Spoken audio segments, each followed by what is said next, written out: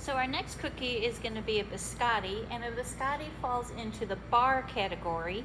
Remember, we just did butter and they were the piped cookie.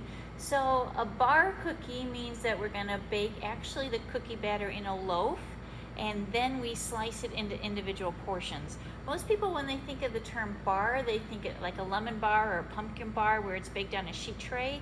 Those are actually a sheet cookie. So this is going to be a bar, and biscotti is the most famous one.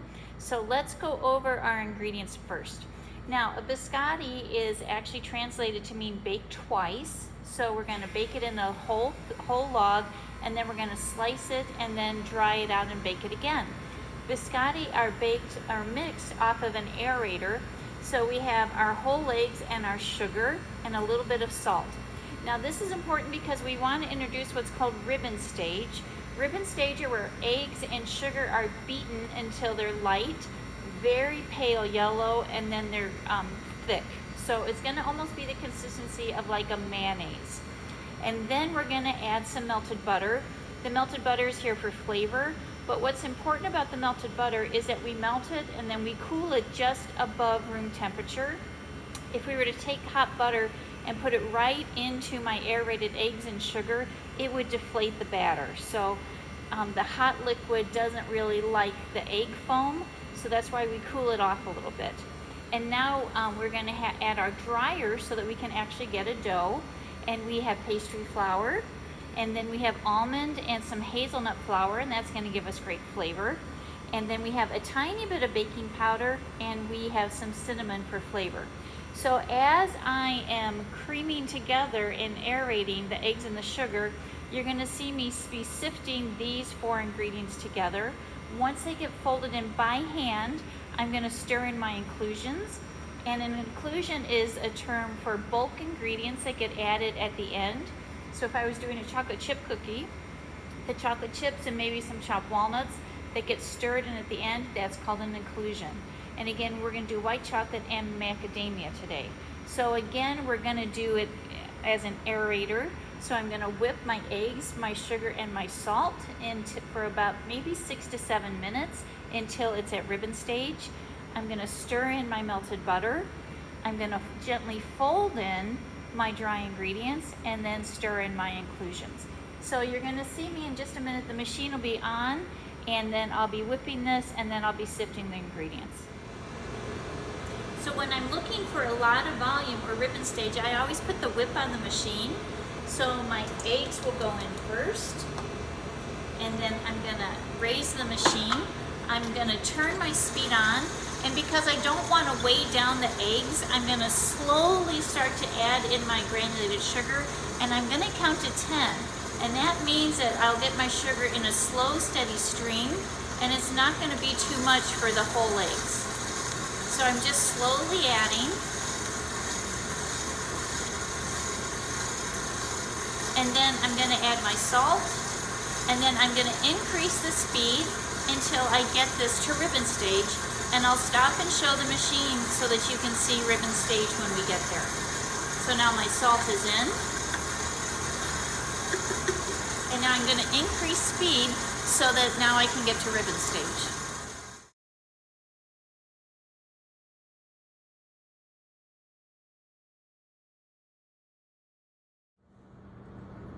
So I'm at ribbon stage, and what I want you to see is first, look how nice and thick this is.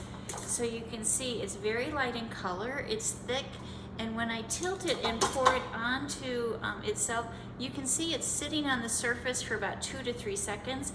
Guys, that's when you know that you're at ribbon stage. So what I'm going to do is transfer this to a large mixing bowl, because you never want to fold in a KitchenAid bowl because you won't get good folding, because the bowl has a little divot on the bottom of it. So I'm going to stop and move my machine, and then I'm going to show you how to fold everything in. So here we go. I'm just going to gently pour this into my bowl. Again, look how thick and silky that is. This is beautiful. Make sure to get all of the batter out. And now I'm gently going to start to fold in my dry ingredients. Again, my ingredients, oh, I'm sorry, I forgot my butter. So butter gets stirred in. Again, I'm going to do this by hand. so it's nice and gentle. This butter is just going to add flavor to the dough. Whenever you do an egg foam, the butter is always going to be melted. You can imagine there's no way we could incorporate solid butter into this, so we are going to melt it. Now in here I have my pastry flour, I have cinnamon, I have almond flour and hazelnut flour. And we know from past classes that these nut flours are nothing more than blanched ground nuts. So this is kind of an upscale biscotti because it does have these very expensive flours in here. But these flours, besides being a dryer, it cuts down on our gluten, but it gives great, great flavor. So you can see I'm just folding with my hands. My hand is staying in the same position and is just kind of swiping the side and folding it to the center. It's the bowl that's doing all the work. And I'm folding it with my hands because my hands are the most, it's much more delicate than if I were to use a spatula. I do have a glove on. Now, you can see I still have some flour showing on the surface. That's okay, because I don't want to overfold. So now I'm going to add in my inclusions, and now I'm gently going to fold until I don't see any flour streaks, and until my inclusions are well mixed.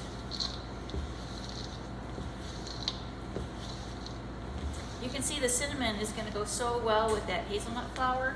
If you wanted to, you could use macadamia nut flour. Then all you do is grind up some macadamia nuts. That would be perfect. But I like the color of the hazelnut flour. So this is good to go. Now, if I had to stop production, I could, at this point, I could refrigerate this batter. I could chill it overnight, but I have time right now, so I am going to go ahead and get this ready to go into the oven. So I have my sheet tray.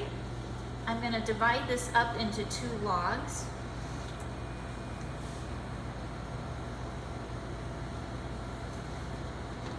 This is going to yield me probably about 40 biscotti. So I'm going to take this and I'm actually just going to shape it into a log. And my log is going to be about 12 inches in length and about 2 inches in width.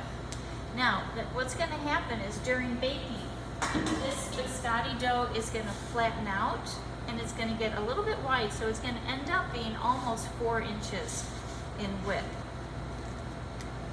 So again, I want it to be about 12, maybe up to 14 inches in length, about 2 inches in width, and I am going to expect that this is going to flatten out while it bakes. Now I'm going to bake at a lower oven because these really, really have to dry out. Biscotti, you know, are almost considered a dunking cookie because you dip them in your tea or you dip them in your coffee. When we're doing these in class, once we get them dried the second time, we're going to be just dipping the edges in some white chocolate just to tie in with the flavor of the inclusion. So I'm going to put this into my oven.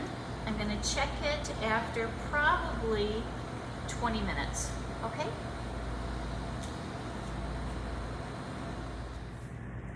So my biscotti are out. They baked at 275 for about 30 minutes. You can see they feel nice and firm, but they're still quite warm. And I want to cut these when they're warm so that they don't start to splinter on me.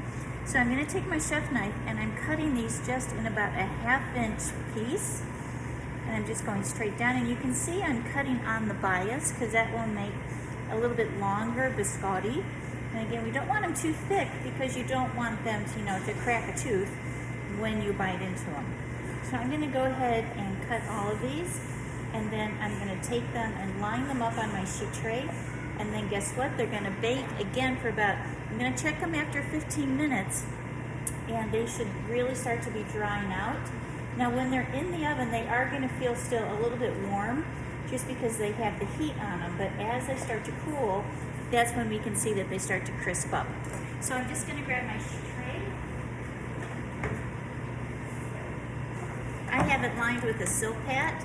You could, again, do parchment paper if you wanted. And I'm just going to take my biscotti and I'm just going to start to lay them. And then after about 15 minutes, I'm going to take a peek at them And if I have to flip them over to bake the other side, I'll do that. Because you can see they still have a little bit of moisture on the inside, and when these are done baking, all that moisture should be gone. And then after they bake, I'm gonna let them cool, and then I'm gonna dip them in some white chocolate. And then we'll have our finished cookies. So again, I'm gonna slice them all, lay them down, continue baking, or actually almost drying out now in that 275 oven. I'm gonna check them after 15 minutes, probably flip them over and do another 15 minutes, again in the 275. Let them cool, and then go ahead and dip them. The nice thing about a biscotti is they are stored at room temperature, and the shelf life is quite long, so it's great on your labor. I could probably let these sit out, about 2 weeks, and they'll still be fresh, because again, these are a very crisp cookie, and they are considered high quality when they're very crispy and crunchy. And our biscottis have been twice baked, so I flipped them over about 15 minutes and then double baked again 15 minutes. I let them cool, and you can see once they were cool, I went ahead and dipped some of them in white chocolate, just about a third of it, and the others I just went ahead and drizzled some white chocolate lace on them. So again, your option, but this is again from the bar section where it was baked in one log bar, and then they were portion controlled after. So again, this is biscotti.